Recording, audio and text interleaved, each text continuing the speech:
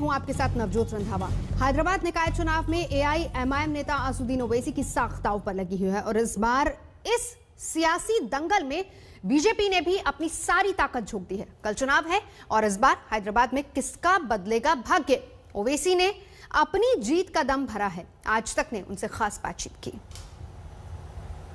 आइए आपको सीधे लिए चलते हैं। असदुद्दीन ओवैसी एआईएमआईएम के अध्यक्ष इस वक्त सीधे हैदराबाद से हमारे साथ लाइव आज तक पर जुड़ रहे हैं। ओवैसी साहब, देश के गृह मंत्री अमित शाह ने आज ललकारा है आपके हैदराबाद में पहुंचकर, कह रहे हैं अगला मेयर बीजेपी का ही होगा हैदराबाद शहर में।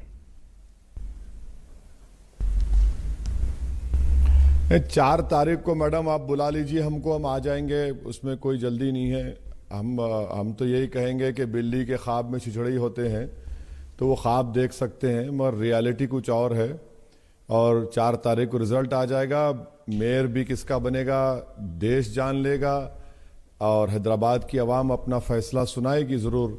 हमको नहीं लगता कि बीजेपी जो इस तरह की बातें कर रही हैं इसमें कोई दम है। ये है कि ज़रूर अब देश के गृह मंत्री हैं, यूपी के मुख्यमंत्री हैं, कोई मिनिस्टर आता है तो जाहिर है मीडिया की रिस्पॉन्सिबिलिटी होती है कि भाई उनको कवरेज दे दे, मगर ज़मीन पे जो हालात हैं हम देख रहे हैं ये ज़्यादा ही खुशफहमी का शिकार हैं।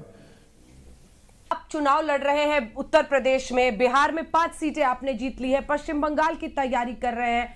आप जैसे पूरे देश में लड़ सकते हैं, वो भी तो हैदराबाद किसी की बपौती थोड़ी है। वो कह रहे हैं कि हैदराबाद में आएंगे, अच्छा है ना। ओवैसी को वहां पर ललकार रहे हैं जो आपका गढ़ है, किसमें कितनी ताकत है पता चल जाएगा। ओवैसी जी नहीं, मैं देखिए, मैं कभी किसी का मुखालिफत नहीं किया कि कोई लड़े ना लड़े। मैं तो चाहता हूं कि सब लोग लड़े, तो डेमोक्रेसी है। मैं कैसा बोलूंगा किसी को ना लड़े। बिल्कुल हर डेमोक्रेसी में हर एक को इलेक्शन लड़ने का राइट है, मगर जब इलेक्शन आप लड़ रहे हैं तो आप ये तो नहीं कह सकते ना कि हैदराबाद में जो पुराना शहर का इलाका है वहाँ पर सर्जिकल स्ट्राइक करेंगे, वहाँ पर रोहिंग्या है, वहाँ पर पाकिस्तानी है। नरेंद्र मोदी की सरकार देश की पहली सरकार है जो भारत के किसी एक इलाके में बसने वाले लोगों को पाकिस्तानी, रोहिंग्या और अफगानी कह रही है। तो ये तो पूरे उस पुराने शहर की आवाम की तौहीन है कि आप चला रहे हैं और आपको पता नहीं है कि कितने पाकिस्तानी हैं, कितने अफगानी हैं, कितने रोहिंग्या, और आप सबको बदनाम कर रहे हैं। भाई देश के प्रधानमंत्री, देश के गृह मंत्री हैं, आपका एमओएस होम सिकंदराबाद का एमपी है। अगर है तो आप बता दीजिए, नंबर दे दीजिए। आप वो भी नहीं देते, मगर बदनाम कर रहे हैं, तौहीन कर रहे हैं। क्या ये डेमोक्रेसी में कि आप एक इलाके को कह रहे हैं कि पूरा पाकिस्तानी है, वहां पर हिंदू भी रहते, मुसलमान रहते, दलित रहते, बंगाली रहते, सिख भाई रहते, अमन से रह रहे हैं। पिछले 6.5 साल से कर्फ्यू छोड़िए, कोई टेंशन नहीं हुआ, और एक म्युनिसिपल इलेक्शन के लिए आप पूरे इलाके को बदनाम कर रहे हैं। इसका जवाब बीजेपी को मिल जाएगा 1 दिसंबर के दिन। आप भी तो जमकर ललकारते हैं ना सर। आपने कहा कि आपकी नस्लें बर्बाद हो जाएंगी, लेकिन हैदराबाद का आप नाम नहीं बदल पाएंगे। देखिए मैडम, एक उत्तर प्रदेश का रैंक क्या है, एज अ स्टेट रैंक कितना है, और तेलंगाना स्टेट का रैंक टॉप 5 में 3rd नंबर पे तेलंगाना था। आपका तो 25 नंबर पे आता। आप अपनी स्टेट की फिक्र करिए ना।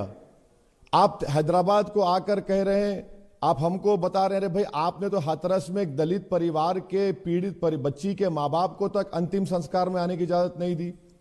आप तो वहां ठाकुरों की सरकार चला रहे हैं और आप आकर हैदराबाद का नाम तब्दील कर देंगे।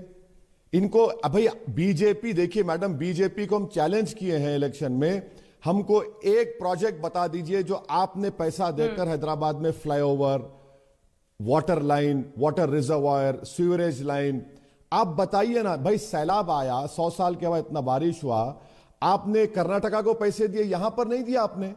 क्यों नहीं दिया यहां पर? आप यहां पर आकर असदुद्दीन ओवैसी जीना है, पुराना शहर, रोहिंग्या पाकिस्तानी है, 30,000 नाम रोहिंग्याओं के वोटर लिस्ट में। वोटर लिस्ट मैं बनाता हूं, इलेक्शन कमीशन ऑफ इंडिया बनाता है। तो ये सब आप गिलाजत और अनाप शनाप आप बक रहे हैं। हम तो डेवलपमेंट की बात कर रहे हैं कि ये काम होना था, ये काम करना है। ये तमाम चीज आप अपनी नाकामियों को छुपाने के लिए ये कर रहे हैं। ललकारिए जरूर, मगर ललकारने का तरीका ये नहीं है कि आप पुराने शहर की, तेलंगाना की, हैदराबाद की जनता को उनकी तौहीन करेंगे। लेकिन धार्मिक पहचान के इर्द गिर्द तो आप भी चुनाव, आपका एक कोट पढ़ती हूं जो आपने डाला है, हम जीएचएमसी इलेक्शंस में हम कामयाब होंगे इंशाअल्लाह, क्योंकि शहर हमारा, लोग हमारे, हम आपके और आप भी हमारे। रिलीजियस आइडेंटिटी पर तो आप भी खेलते हैं ना सर, ये किसको नहीं पता है। मैडम, अगर मैं कह रहा हूं कि शहर मेरा है, शहर आपका है, शहर हमारा है, और अगर अंजना ओम कश्यप भी हैदराबाद में रहती तो मैं उनको कहता कि ये भी आपका शहर है। हैदराबाद में एक मशहूर कहावत है मैडम कि जो गंडी पेट का पानी पिया वो हैदराबाद का हो गया, यानी जो पानी पिया हैदराबाद का हो जाता है। इसमें मजहब कहां से आ गया? मैं तो कह रहा हूं कि शहर हमारा है, शहर आपका है, शहर सबका है। ये इसके जर्रे जर्रे से हमारी पहचान है, इसके चबूतरों पर हमारी पहचान है। ये मैंने कहा तो हैदराबाद सबका है ना। हैदराबाद एक्सक्लूसिवली मेरा कहां हो गया? हैदराबाद उन सबका है। ये तो यहां पर जो प्लूरलिज्म, डाइवर्सिटी है, शायद ही किसी भारत के किसी शहर में होगी। यहां पर आपको राजस्थानी मिल जाएगा, बंगाली मिल। जी पूछिए मैडम, पूछिए। भाग्य लक्ष्मी मंदिर से आज गृह मंत्री ने शुरुआत की है। भाग्य लक्ष्मी मंदिर से उन्होंने शुरुआत की है और फिर रोड शो किया है। टोन सेट कर दिया है बीजेपी ने। हाँ, नहीं वो तो अरे जा सकते ना मंदिर को मैं क्या रोक रहा हूं किसी को मंदिर ना जाए? बराबर जाए मंदिर। यही तो हैदराबाद की खूबसूरती है कि मंदिर में घंटे भी बजेंगे, मस्जिद से अज़ाएं भी आएंगी, गिरजा सिख के गुरुद्वारों से गुरबानी की आवाज आएगी, ईसाइयों के गिरजा घर से आवाज आएगी। यही तो हैदराबाद की खूबसूरती है। कौन किसको एतराज है? कौन एतराज कर रहा है किसी के मंदिर जाने पर या मस्जिद जाने पर? जाइए बराबर, कौन रोक रहा है आपको? जाइए ना, जब बराबर जाना चाहिए, क्यों नहीं जाएंगे आप? उन्होंने यह भी कहा है कि नवाब और निजाम कल्चर को खत्म करेंगे। सीधा निशाना आप पर था, आपके परिवार पर। मैडम, मैं कौन सा नवाब हूं? मैं कौन सा निजाम हूं? ना तो मेरा दूर दूर तक निजाम की फैमिली से कोई ताल्लुक नहीं है। अगर आप तारीख में चले जाएंगे तो मेरे पूर्वजों ने निजाम से मुलाकात इसलिए नहीं की क्योंकि निजाम को मिलने के लिए एक सोने की अशरफी नजराना देना पड़ता था। तो मेरे बुजुर्गों ने कहा कि हम हरगिज नहीं देंगे, मुलाकात ही नहीं की। हमारा ताल्लुक ही नहीं है उनसे। हाँ, हैदराबाद का एक मखसूस कल्चर है, एक तहजीब है, शाइस्तगी है, जबान में मिठास है। तेलुगु जो बोली जाती है वो दूसरी तेलुगु से मुख्तलिफ है, उर्दू जो बोली जाती है वो मुख्तलिफ है। अगर आप इस कल्चर के मुखालिफ हैं तो आपने तो हैदराबाद को समझा ही नहीं। आपने हैदराबाद को समझा ही नहीं। अगर हैदराबाद को समझते तो आप यहां की तहजीब तमद्दुन के कायल होते, यहां की जबान की शीरनी को, उसकी मिठास को समझते, चाहे वो तेलुगु हो या उर्दू हो। आप कुछ जानते नहीं है। आप पैराशूट से उतरे और शुरू हो गए अपनी वो पुराना कैसेट चला दिए यहां पर। लेकिन आप भी ओवैसी साहब चाहते हैं हमेशा कि एक अच्छी जंग तभी बनती है जब दुश्मन भी ताकतवर हो। इस बार आपको विरोधी जबरदस्त मिला है जिसमें एक के बाद एक पूरी कार्पेट बॉम्बिंग बीजेपी कर रही है। इस बात को तो आप भी मानेंगे। मैडम देखिए, आपको मैं हमारी पार्टी के ताल्लुक से बता रहा हूं कि 1986 में एनटी रामाराव अपने पीक पर थे। तो मेरे हैदराबाद पार्लियामेंट कॉन्स्टिट्यूंसी में एनटी रामाराव की पार्टी में एक शिवारेड्डी नाम का, बॉम्बुलू शिवारेड्डी बोलते, बॉम्ब शिवारेड्डी, वो बॉम्ब फेंका था।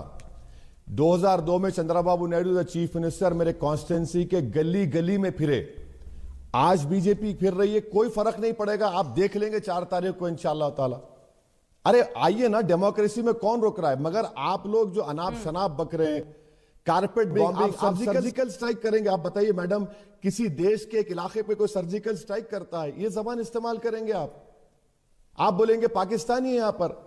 अरे भाई, यहां पर अमन से हिंदू भाई, मुसलमान, हमारे दलित, बंगाली, मारवाड़ी कम्युनिटी के लोग आराम से रह रहे हैं। आप बोल रहे हैं कि यहां रोहिंग्या है, पाकिस्तानी है। ये जबान, अच्छा फिर अगर आप हैं तो होम मिनिस्टर क्या कर रहे हैं?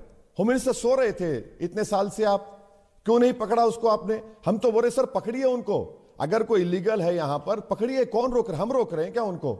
आपको जंजीरों से बांध के बैठे आप नहीं कर सकते? ये तो गलत बात है ना। आप तो इलेक्शन की कैंपेनिंग के नाम पे आप तो पूरे इलाके के लोगों को, पूरी शहर को बदनाम कर रहे हैं, तौहीन कर रहे हैं आप। लेकिन ये भी तो सोचिए ना वैसी साहब की इस देश की संसद में अगर हर बिल जिसको सरकार लाती है उसकी मुखालफत करने वाला शख्स कौन होता है? असदुद्दीन ओवैसी। चाहे वो सीएए बिल हो, चाहे ट्रिपल तलाक हो, चाहे फार्मर्स बिल को भी, लेकिन जो खास तौर पर सीएए बिल था या फिर उसके बाद से उससे पहले ट्रिपल तलाक बिल था, हर चीज पर आप कहते हैं कि अब जब ये नया ऑर्डिनेंस राज्य सरकारें ला रही हैं जिसको यूपी सरकार ले भी आई है लव जिहाद पर, हालांकि उसका नाम नहीं है, लंबा चौड़ा उत्तर प्रदेश धर्म परिवर्तन विदेश वो कानून है जो भी है, लेकिन इन सब के खिलाफ आप कहते हैं कि संविधान खतरे में है, ये सरकार हिंदू राष्ट्र बनाना चाहती है, ये सरकार जानबूझकर मुस्लिमों को टारगेट कर रही है। तो आप एक धार्मिक आइडेंटिटी की पॉलिटिक्स खेलते हैं ना जब आप करते हैं, इसीलिए बीजेपी ने पूरी ताकत वहां झोंक दी है, क्योंकि अब ध्रुवीकरण उनके लिए आसान हो जाएगा आपके साथ। मैडम, मैं आपको बता रहा हूं कि 4 तारीख के नतीजे आ जाएंगे, घोड़ा मैदान सामने है। अब रहा सवाल कि मैं मुखालिफत करता हूं तो करना चाहिए ना मैडम, डेमोक्रेसी है, वरना तो नॉर्थ कोरिया हो जाएगा इंडिया, कि प्राइम मिनिस्टर नहीं रहेगा बल्कि किम जोंग हो जाएगा, कि बस आ गया और सब जने थाली मारो और उसको अंगूठा लगा दो। यही तो डेमोक्रेसी की खूबसूरती है कि मुखालिफत होना चाहिए, अपोजिशन होना चाहिए और होता रहेगा। अरे भाई, मैं तो कोई बीजेपी का तो नहीं हूं कि मोदी जो बोले और आंख और जबान का गूंगा हो जाऊं, आंख का अंधा हो जाऊं।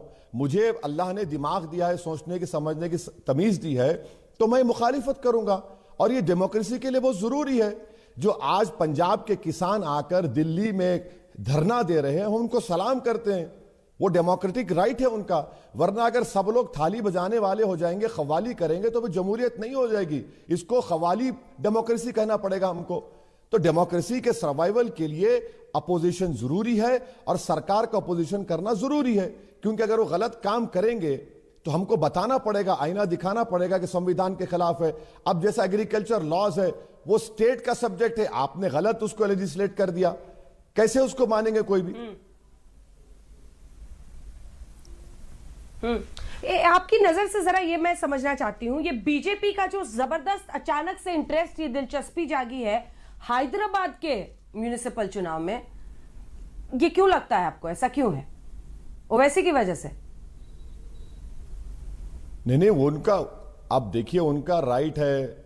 फार्मर्स के मसले पे कुछ नहीं करना चाह रहे, कोविड के मसले पे कुछ नहीं करना चाह रहे, तो देश की तवज्जो हटाने के लिए पूरे यूनियन मिनिस्टर्स को यहां पर भिजा देते हैं और यहीं पर वो अपना प्रोग्राम चलाते हैं। तो लड़ने से कोई उसके वो नहीं है, लड़िए जरूर। वहां जरूर मैंने ये कहा कि इतने मंत्री आए दिल्ली से कि शायद अगर डोनाल्ड ट्रंप को भी बुला लेते तो ठीक होता। अब कोई बचा ही नहीं। उसके बाद भी अगर जो नतीजा निकलेगा तो यानी पहाड़ खोद के चूहा भी नहीं निकाल पाएंगे इंशाल्लाह ये लोग।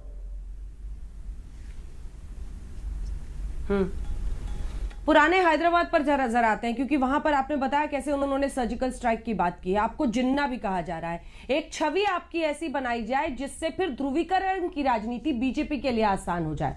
क्या उस बड़े चेस बोर्ड पर एक मोहरे की तरह आपके छवि को इस्तेमाल करती है बीजेपी? मैडम, मेरा प्रॉब्लम यह है कि मेरे इतने चाहने वाले हो गए हैं कि मैं तो एक लैला बना हुआ हूं और मेरे पूरे चाहने वाले मेरे मजनू बने हुए हैं। कांग्रेस मुझसे मोहब्बत करने लगी है, बीजेपी करने लगी है, टीआरएस करने लगी है। अरे इतने मेरे दीवाने हो चुके हैं कि सब मुझे घेर लिए हैं और हर कोई चाहता है कि मेरे कंधे पे रखकर बंदूक चलाए। ये तो अजीब मामला है। हम ये कह रहे हैं कि भाई हैदराबाद के डेवलपमेंट की बात करिए, इंफ्रास्ट्रक्चर की बात करिए, पोल्यूशन की बात करिए, ट्रैफिक के कंजेशन को कैसे सॉल्व करें उसकी बात करिए, जो हालिया दिनों में सैलाब आया वो दोबारा ना आए उस पर बात करिए। मगर पूरे के पूरे असदुद्दीन ओवैसी की मोहब्बत में इतना दीवाने हो चुके हैं कि मुझे लैला बनाए और तमाम के तमाम मेरे मजनू बने हुए। तो मैं क्या कर सकता हूं इसके बारे में? तो हैदराबाद चुनावों को लेकर असदुद्दीन ओवैसी से अंजना कश्यप बातचीत कर रही थी। बहरहाल यहां रुकेंगे एक ब्रेक के लिए। देखते रहिए आज तक।